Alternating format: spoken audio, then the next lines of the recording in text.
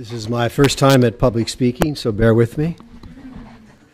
You know, the MacEachen Institute is a pretty impressive operation. They gave me a cup of coffee and a muffin, and they told me that if my remarks were not well received, lunch is on your own. Nevertheless, I'm delighted to be here and to say a few words with regards to tobacco legislation, but also to say a few words about a person who I have loved dearly for many years. Allan J, as he was known, was my colleague, he was my mentor, and he was my friend. I served with him for over 16 years in the Parliament of Canada. His style was graceful, his manner was collaborative, but don't let that fool you. He possessed a steely toughness that could not be shaken. His value of serving the public good still resonates with many Canadians, and particularly Nova Scotians. He believed in the public good, and he practiced the public good. In fact, I believe he was the master of his generation for the last 50 years.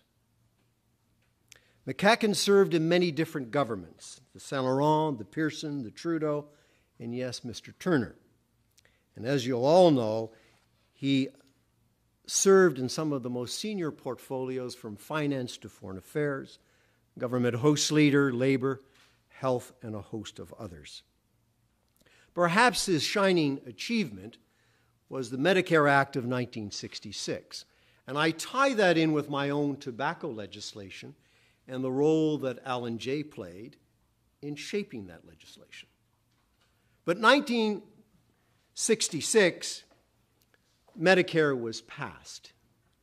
It became the envy of the world. In fact, when you go back today to the World Health Organization, the Canadian Minister of Health is visited by numerous ministers of the Crown from all over the world, wanting to know about Medicare, its implications, its impact, and how was it done. When I was at the World Health Organization in 1996, those sentiments were expressed clearly and unequivocally. In fact, I had a private meeting with the ministers of health from Latin American countries, and they wanted to talk about Medicare, and then they wanted to talk about tobacco. The Guaranteed Income Supplement for seniors, the Canada Labour Code, the Canada Pension, a host of other legislation that he steered through the House of Commons. And done, my friends, as I'm sure the former Premier of Nova Scotia, Darrell Dexter, would, as I am, marvel at, done in a minority parliament. Pretty significant. And of course, on the international stage, he served Canada very well in terms of the 200-mile fishing zone, which he quarterbacked through the United Nations. I'm often asked, and I want to share with you the following question and answer. What qualities did Mr. MacEachen have to achieve such great success?